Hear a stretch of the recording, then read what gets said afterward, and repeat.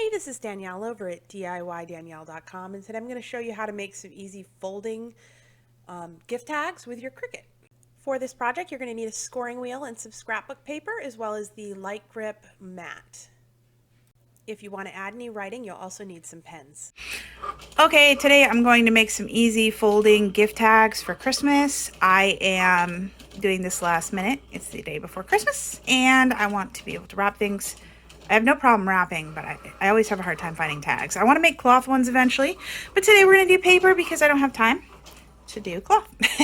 So I picked out 4 or 5 different items to do tags with, or 8.5 by 11 sheets of cardstock or whatever paper, scrapbook paper that I had. So what we do is we start out with our light grip mat. We put our image face down. We want to use a paper that doesn't have anything on the back because that is where our writing's going to go. So I have this already started. I needed to do 5 project copies. Each one prints 8 cards per sheet. And what I want to do, as you can see, I've got it writing with my green pen, and I have the scoring wheel in here that is putting in the mark for where it folds. Once this is done writing and scoring everything, it will ask me to swap back out for my regular cutting tool. And I just swap that out right there. So once this is done, I can go ahead and remove it and use the next sheet. I have 2 light grip maps, so this allows me to swap them out so I can peel these off while the other one is in.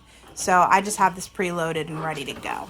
The one thing I could have done is I could have added people's names to these automatically. If you want to have a certain tag for each family member, this would make sense. You could put, you know, all of one kid on this and all of one kid for this and whatever you want to do. So that would work out pretty well as well.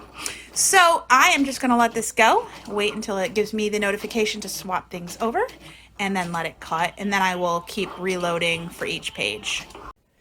Here it is after it's been cut with the regular blade, and all you have to do is remove each tag and fold them. I used a little binder clip, really, or binder ring, and you could also use ribbon or whatever you want to hold it on. Alrighty, thanks so much. Have a great day. Please subscribe and check out my blog DIYDanielle.com for more information about this project. Have a great day. Bye.